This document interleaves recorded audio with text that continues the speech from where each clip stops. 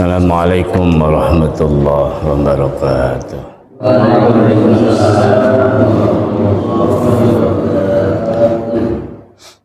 Alhamdulillahirabbil alamin. Wassalatu wassalamu ala asyrafil anbiya'i wal mursalin wa ala alihi wa ashabihi ajma'in. Amma ba'du. Subhanaka la ilma lana illa ma 'allamtana innaka antal alimul hakim. Rabbi shrah li sadri wa yassir li amri wa hlul 'uqdatam min lisani yafqahu qawli. Allahumma hdini wa saddidni. Allahumma inna nas'aluka fahman nabiyyin wa hifdzal mursalin. Allahumma aghnina bil ilmi wa sayyina bil hilmi wa akrimna ila hadratin Nabil Mustafa Rasulillah sallallahu alaihi wasallam ala alihi wa ashabihi wa azwajihi wa dhurriyyatihi wa limadil kiram thumma ila ikhwanihi minal anbiya'i wal mursalin wal awliya'i wa syuhada'i wal ulama'il musannifin al mukhlisin wal malaikatil muqarrabin.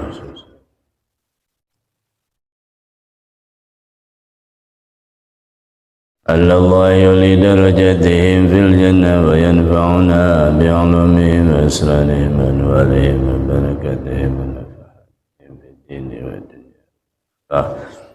Al-Fatihah.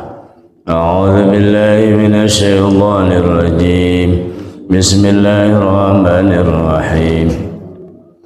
Alhamdulillahi rabbil alamin arrahmanir rahim maliki yaumiddin. Iyyaka na'budu wa iyyaka nasta'in. Ihdinas siratal mustaqim. Siratal ladzina an'amta 'alaihim ghairil maghdubi 'alaihim waladdallin. Innallaha wa malaikatahu yusalluna 'alan nabi. Ya ayyuhalladzina amanu sallu alaihi wa sallimu taslima.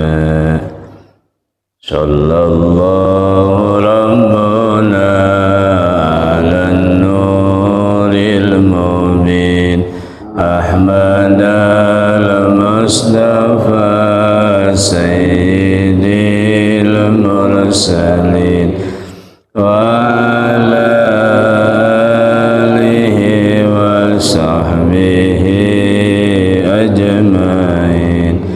sallallahu rabbana ala nuril mubin Ahmad al-Mustafa sayyidil mursalin wa ala alihi wa sahbihi ajma'in. Sallallahu rabbuna ala nuril mubin Ahmad al-Mustafa sayyidil mursalin wa ala alihi wa sahbihi ajma'in. Allahumma salli wa sallim wa barik alaihi.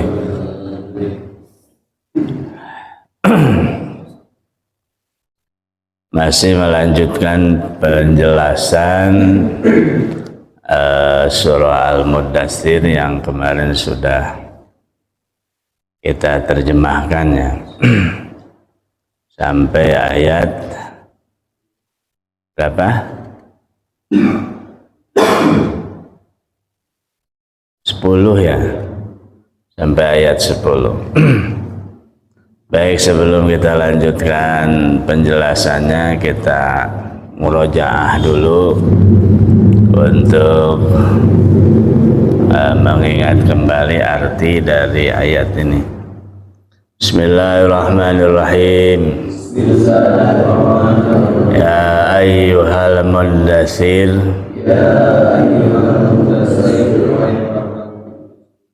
Qum fa'anzir wa rabbaka fakabbir wa siyabaka fatahhir wa ruzza fahjur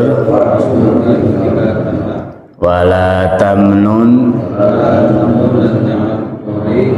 tastaksir wali rabbika fasbir fa idza nuqira fin naquri fadzalika yauma idzin yaumun asirun alal kafirina ghairu yasir. Tidak ada kemudahan. Kemarin sudah dijelaskan tentang beberapa pendapat para ulama berkaitan dengan surah Al-Muddatsir ini, surah yang pertama kali turun atau yang kedua. Ada yang mengatakan pertama kali turun, ada yang mengatakan kedua. Tapi setelah kita pelajari beberapa penjelasan, dapat kita simpulkan bahwa ayat yang pertama kali turun itu surat Al-Alaq ayat 1 sampai 5. Kemudian setelah masa fatrah lama tidak turun wahyu, turunlah surat Al-Muddatsir. Jadi secara rincian Al-Muddatsir itu wahyu yang kedua atau turun yang kedua. Tapi kalau dihitung dari masa fatrah, Al-Muddatsir yang pertama. Setelah masa lama menunggu tidak turun wahyu. Itu kesimpulan yang kemarin sudah kita pelajari tentang urutan surat dalam Al-Quran atau urutan surat dilihat dari nuzulnya, dilihat dari turunnya. Sekarang kita akan pelajari tentang makna dari setiap kata atau setiap ayat yang ada di dalam surah Al-Muddatsir. Ya ayyuhal muddatsir, wahai orang yang berselimut. Maksudnya orang yang berselimut, yang dimaksud adalah Rasulullah Shallallahu Alaihi Wasallam, karena Rasulullah di dalam hadis yang kemarin disampaikan, ketika beliau turun dari tempat tahannus, itu tempat tahannus, melihat ada sesuatu di atas, dan setelah dilihat ternyata itu adalah malaikat Jibril yang pernah datang ketika di Gua Hira. Lalu Rasulullah segera mendatangi istrinya Siti Khadijah dan minta untuk diselimuti dan dikompres. Itu karena Rasulullah mungkin ada demam terus menggigil dan kedinginan sehingga minta diselimuti, kemudian minta dikompres. Maka tiba-tiba turun ayat ya ayyuhal muddatsir, panggilan Allah untuk orang yang berselimut, yakni Rasulullah Shallallahu Alaihi Wasallam, dengan kum fa'angzir, bangunlah wahai Muhammad, fa'angzir, lalu berilah peringatan. Sebenarnya ini wahyu merupakan hal yang ditunggu-tunggu oleh Allah, karena ketika orang-orang Quraisy melihat bahwa Nabi itu kan setelah turun wahyu yang pertama, Rasulullah berdakwah kepada orang-orang yang terdekatnya secara sembunyi-sembunyi bahwa beliau sudah diangkat menjadi nabi, menjadi rasul dengan turunnya wahyu yang pertama. Tetapi masa menunggu wahyu berikutnya itu lama banget, sehingga disebut masa fatrah. Nah, dengan turunnya surah Al-Muddatsir ini sebagai obat bagi Rasulullah, ini yang sedang ditunggu-tunggu, karena tidak sedikit orang Quraisy yang tidak suka kepada Rasul itu semakin jadi. Ada yang menyebut tukang sihir kan kemarin tuh, ada yang menyebut tukang tenung, ada yang menyebut tukang syair. Syair itu ngarang-ngarang sendiri lagu-lagu kayak gitu. Tukang syair, Muhammad mas syair itu mah bukan wahyu, karena tidak ada lagi, mana wahyu berikutnya, tidak ada gitu. Maka oleh Allah turun dengan wahyu yang kedua ini bagi Rasulullah merupakan hal yang sangat ditunggu oleh Rasulullah Shallallahu Alaihi Wasallam, karena ini berarti jawaban terhadap apa yang orang-orang kafir tuduhkan.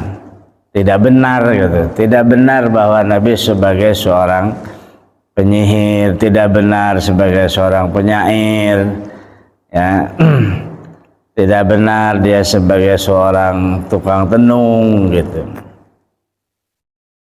Sebagai jawabannya, Qum fa'angzir, bangunlah lalu berilah peringatan. Artinya memperingatkan siapa? Memperingati manusia,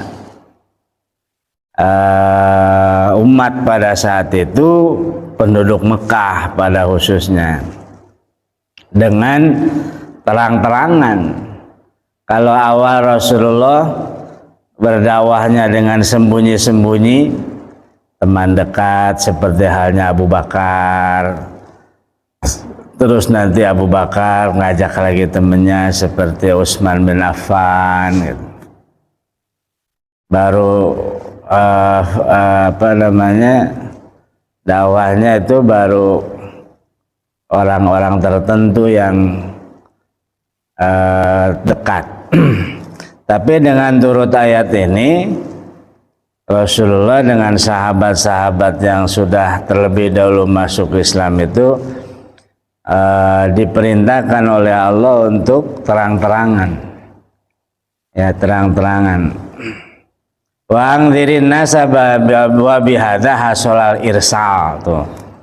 Jadi dengan ayat kum fa'angdzir ini merupakan keberhasilan apa yang dimaksud dengan kerasulan Nabi Muhammad Sallallahu Alaihi Wasallam. Artinya keberhasilan untuk bisa ditunjukkan atas perintah Allah langsung dan menunjukkan bahwa Nabi itu sebagai Rasul. Nah ini kalau wahyu yang pertama kan itu sebagai awalun nubuwah. Oh yang pertama awalun nubuwah, awal kenabian. Jadi awal kenabian ini dilantik oleh Allah dengan surah Al-Alaq ayat 1 sampai 5. Walaupun di situ tidak sebagai nabi saja, pastinya dengan sebagai rasul. Tapi kerasulan Nabi Muhammad setelah diangkat oleh Allah baru bisa ditunjukkan kepada umat setelah turun surat ini.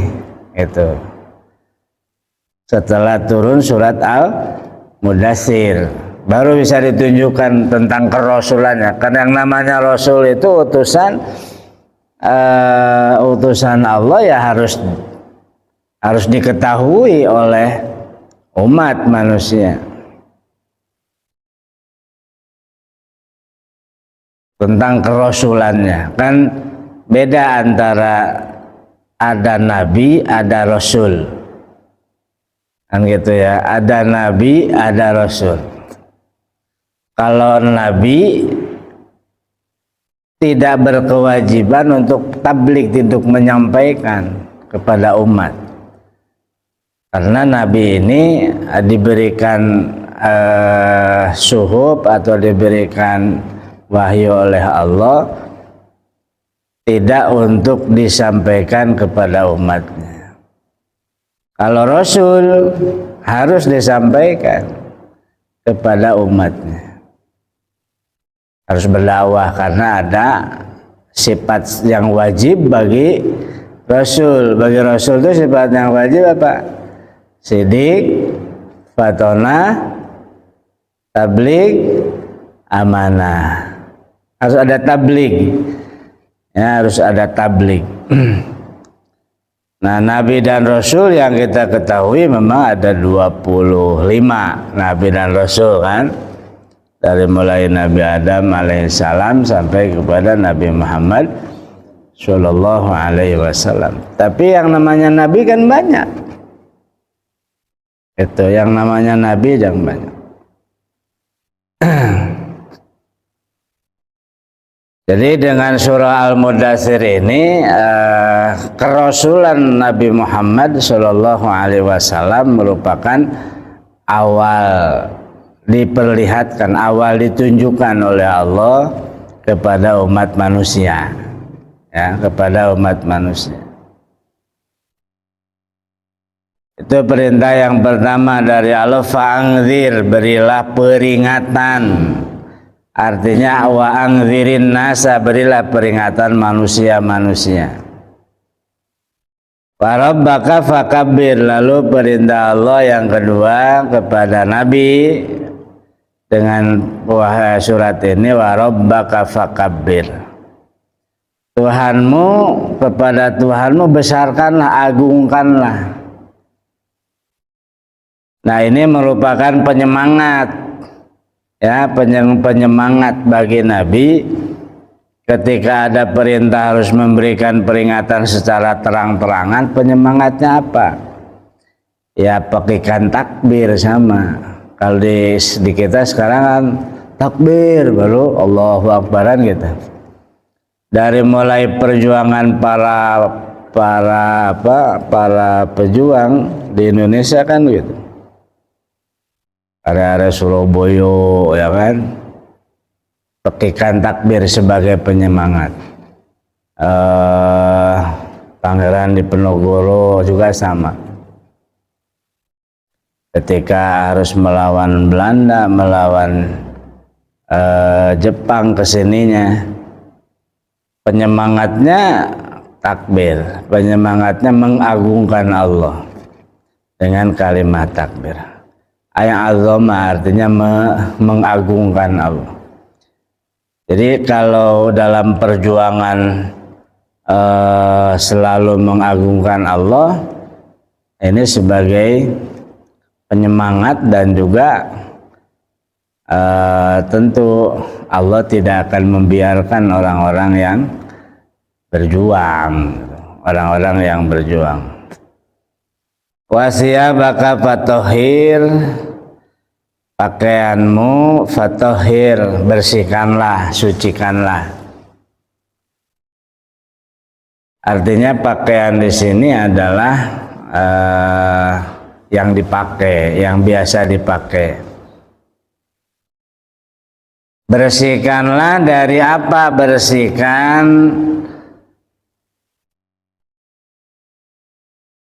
yang pertama, pengertiannya atau penjelasannya di beberapa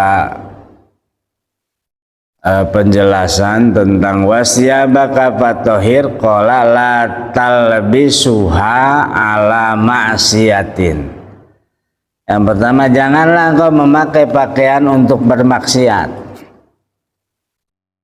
Itu larangan. Berarti ini perintah dari Allah berupa larangan, tidak boleh memakai pakaian untuk bermaksiat, atau apa yang kita pakai dijadikan maksiat.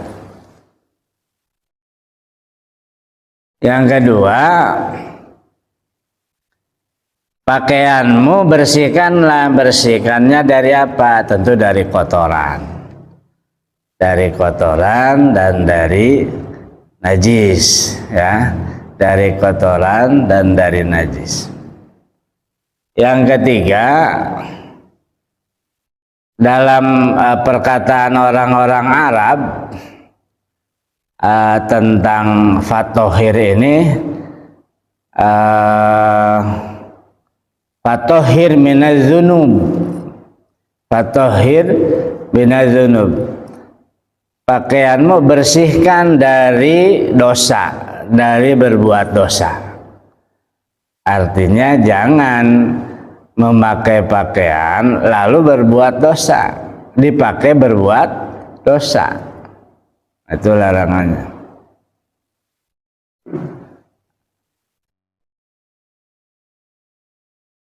Waqala Ibnu Abbas wasiyabaka fatohir minal ismi. Bersihkanlah pakaianmu dari dosa, dari berbuat dosa.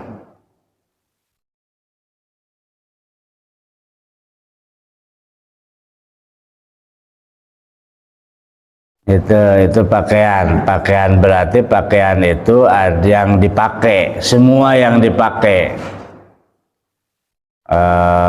Itu siap disebutnya. Kalau Ibrahim An-Nakhai waqala Mujahid berpendapat gini, wasiyabaka fatohir itu tidak berkaitan dengan siyabah, tidak berkaitan dengan pakaian yang dipakai, tapi wasiyabaka fatohir amaluka faslah. Kaitannya bukan dengan pakaian lahir, tapi pakaian batin. Itu amal. Perbuatanmu luruskan. Perbuatanmu luruskan. Itu dengan wasiyabaka fatohir. Jadi maknanya memang ada beberapa pendapat. Ada juga yang mengatakan bersihkan pakaianmu dari apa? Dari perbuatan syirik. Bersihkan pakaianmu dari syirik, dari menyekutukan Allah. Seperti halnya lasta bikahinin wala sahirin. Jangan menjadi seorang kahin. Kahin itu dukun tukang tenung atau tukang sihir. Itu sama maknanya wasiyabaka fatahhir. Ada yang menafsirkan wasiyabaka fatahhir itu minal ma'asi, dari perbuatan-perbuatan maksiat.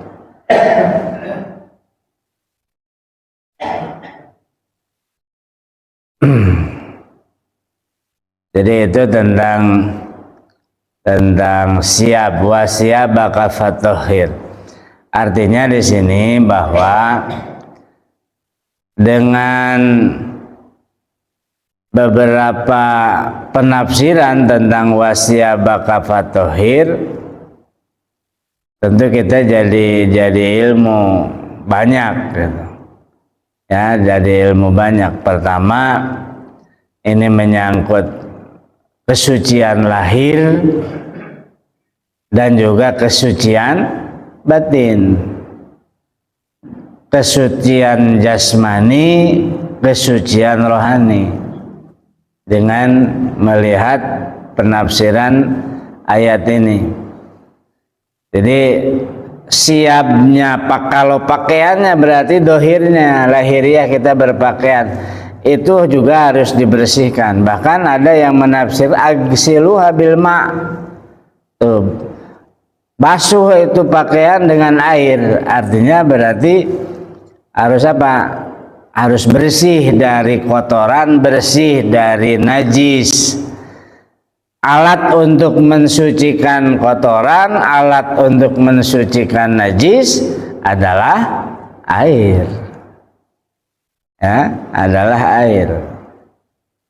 Makanya dalam fikih itu ada khusus tentang bab air, babul ma namanya, bab tentang air. Di situ dibahas tentang air, ada air sedikit, ada air banyak, ada air qalil, ada air kasir, ada air musta'mal, ada air bekas pakai musta'mal tuh. Ada air mutanajis, ada air suci tidak mensucikan. Air mutanajis berarti air yang kena najis. Air suci tohirun ghairu mutahhirun, ghairu mutahhirin, suci tapi tidak mensucikan. Ada air suci mensucikan. Itu yang harus kita pelajari karena itu penting kaitannya dengan bersuci.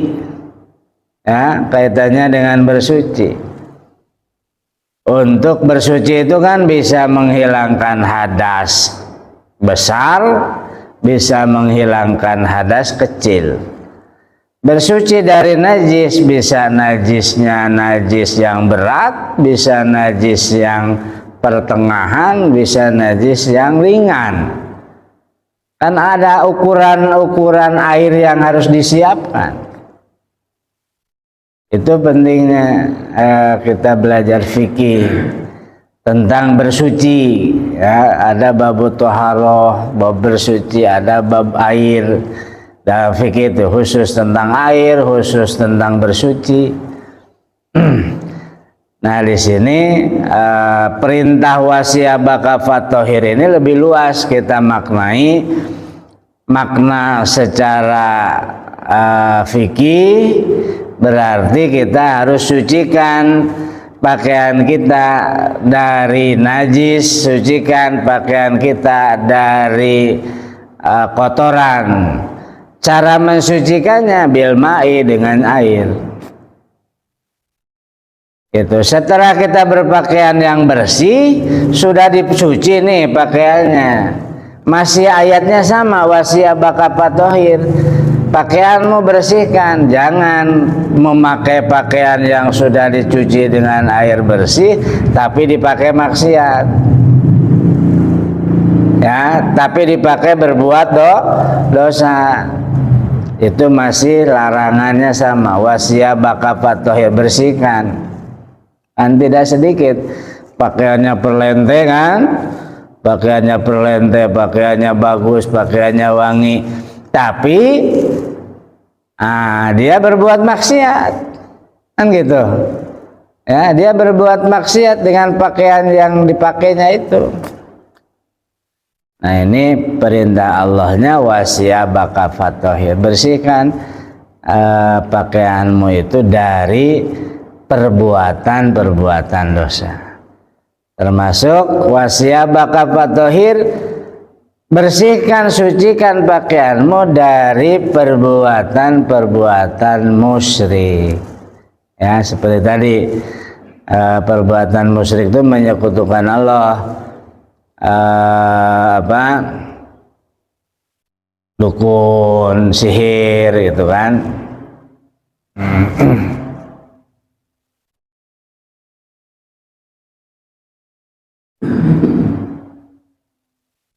Ini wasiyabaka fatahhir. Ayat ini bermakna sangat luas. Yang terakhir, makna yang bisa diambil wasiyabaka fatahhir ini secara batiniah, pakaian batin. Kan orang-orang mukmin itu libasuhu taqwa. Nah, pakaiannya adalah takwa. Pakaian orang-orang yang beriman itu adalah takwa. Makanya suka ada disebut baju takwa, baju koko. Baju koko mah baju orang Cina sebenarnya. Dari Cina asalnya. Baju takwa. Nah, ini baju takwa itu kalau dulu mah suka diartikan baju koko, baju takwa, karena sering dipakai sholat. Pakaian orang beriman itu takwa, walibasuhu takwa, kan gitu. Nah, makna ayat ini juga berkaitan dengan penjelasan itu, wasiyabaka fatahhir, orang-orang yang beriman itu pakaiannya takwa, maka bersihkan pakaianmu artinya bersihkan pakaian ketakwaan kita. Gitu, bersihkan pakaian ketakwaan kita dari apa? Dari penyakit yang bisa mengubah ketakwaan jadi kemusyrikan. Ya, yang mengubah keimanan jadi kemusyrikan. Itu. Maka maknanya ada waqal baka wa niyatika wa niyatuka fatahhir, wasiyabaka waqal baka wa niyataka fatahhir. Jadi di sini dimaknai siab itu qalbuka, hati, wa niyatuka dan niat. Bersihkan niatnya, bersihkan hatinya. Itu perintah wasiyabaka fatahhir, maknanya hatinya, hatimu bersihkan, niatmu bersihkan. Kalau hati berarti bersihkan hati ini dari penyakit-penyakit hati. Ya. Kan itu ada hadisnya bahwa obat penyakit hati, kan gitu, berarti ada penyakitnya hati ini. Banyak sebenarnya penyakit hati itu seperti hasud, riya, sum'ah, itu penyakit hati. Fitnah termasuk penyakit hati. Maka ada hadis yang menjelaskan bahwa obat hati itu ada 5, kan ya gitu ya. Yang sudah sering kita dengar ada nyanyiannya, tombo hati, kan gitu, tombo hati. Itu apa? Tombo hati iku ono lima perkara. Nah, ada 5 yang sudah hafal lah semuanya. Di antaranya ada baca Al-Quran, kemudian bangun malam, berkumpul dengan orang-orang soleh, ya, apalagi qiraatul Quran termasuk, apalagi puasa, ya, termasuk puasa. Nah, itu ada obat, berarti penyakit-penyakit itu harus disembuhkan, diobati dengan yang 5 tadi. Wakol bukan, dan kedua niat, wa niyataka fatohir, dan niatmu fatohir, bersihkan. Bersihkan apa tentang niat? Tentu dari niat-niat yang lain selain niat karena Allah Subhanahu wa ta'ala, gitu. Terkadang kan kita ibadah kepada Allah itu masih banyak dikait-kaitkan dengan urusan dunia. Kita mah ya iya, kita mah gitu, masih banyak dikait-kaitkan dengan urusan dunia ibadahnya. Nah, niatnya ada memang begitu. Tidak sedikit orang yang misalnya gini, berangkat umroh, ongkos umrohnya pengen diganti gitu. Saya memang minta diganti sama Allah sih boleh-boleh saja gitu. Tapi kan masih dikait-kaitan dengan urusan dunia. Walaupun memang ada penjelasan harta benda yang dipakai buat ke tanah suci misalnya, itu akan diganti sama Allah. Tapi penggantian Allah kan bagaimana kehendak Allah, belum tentu mengikuti keinginan kita. Kalau kita mah ingin diganti dengan yang lebih banyak, ongkos umroh 30 juta ingin digantinya 300 juta. Ya. Jadi niatnya, segala sesuatu niatnya lillahi ta'ala. Udah urusan Allah, mau seperti apa, yang jelas saya berniat melakukan ibadah ini karena Allah. Allah yang lebih tahu, Allah yang lebih mengetahui tentang hajat kita. Anta a'lamu hajati, kan gitu kalau kita munajat. Ya, kalau kita munajat kepada Allah, ya Allah, anta a'lamu hajati, engkau lebih tahu daripada aku tentang hajatku ini. Jadi kita ini di hadapan Allah kan gitu munajat. Kita yang punya hajat tapi serahkan Allah lebih tahu tentang hajat kita. Karena terkadang hajat kita mah masih didorong oleh keinginan nafsu. Bisa saja Allah memenuhi hajat kita, tetapi menurut kehendak Allah yang lebih mulia, kan gitu, yang lebih mulia. Kalau kita punya keinginan hajat yang masih berdasarkan nafsu, kan kata Allah, udah jangan dikasih dulu itu mah, jangan, kan gitu. Misalnya, misalnya. Tapi kalau keinginan kebutuhan kita yang menurut pandangan Allah ini baik, dipenuhi itu sama Allah. Bisa seperti itu kan. Tentang maka munajatnya, kalau saya sering anta a'lamu hajati, kan kita mohon kepada Allah, ya Allah faqdi hajati, kan gitu ya, faqdi hajati, penuhilah hajatku.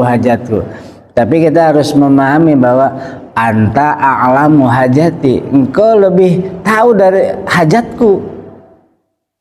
Bahkan bisa jadi Allah lebih tahu tentang hajat kita daripada diri kita, kan gitu ya, daripada diri kita. Nah, jadi supaya tidak kecewa, ya, supaya tidak kecewa. Warruzza fahjur itu baru satu ayat ya. Wasiyabaka fatohir wa qalbaka wa niyataka fatohir. hatimu, niatmu sucikanlah, bersihkanlah. Itu karena niat itu juga penting, ya, karena niat itu juga penting. Bahkan niat itu sebagai penentu, ya, penentu amal kita, ya, penentu amal.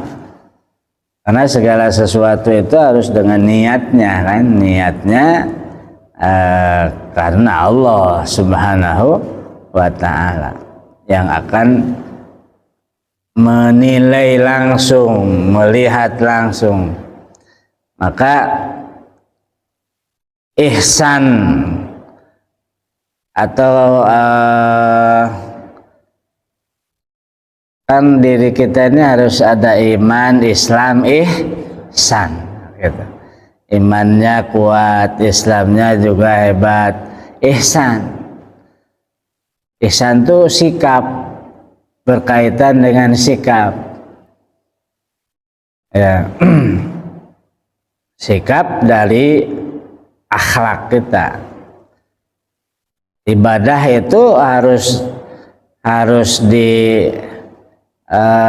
iman ada, Islam tentu yang membuat syarat kita terpenuhi, kemudian ihsan harus bagus, harus ada akhlak. Kalau dalam ilmu itu kan ilmu tauhid, ilmu fikih, ilmu tasawuf.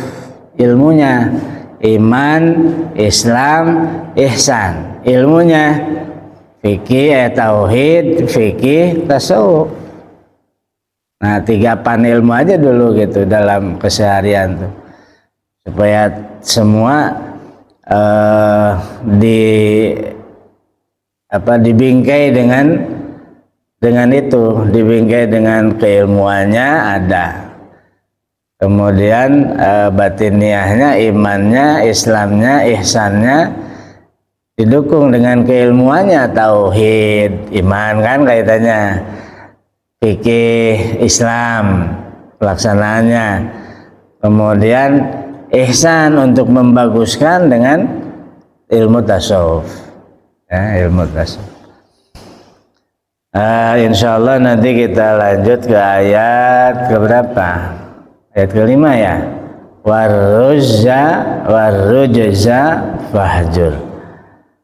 Dan perbuatan-perbuatan buruk, perbuatan-perbuatan keji, fahjur, tinggalkanlah. Nanti itu apa perbuatan yang termasuk perbuatan buruk, perbuatan keji, nanti kita akan pelajari penafsirannya. Mudah-mudahan ada manfaatnya, ada keberkahan dari apa yang sudah kita pelajari. Al-Quran menjadi bacaan kita, Al-Quran menjadi syafaat buat kita nanti di akhirat. Ya Rabbal Alamin.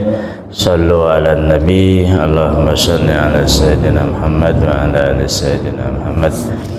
Bismillahirrahmanirrahim. Wal asri innal insana lafi khusrin illa alladhina amanu wa amilus solihati wa tawasaw bil haqq wa tawasaw bis sabr.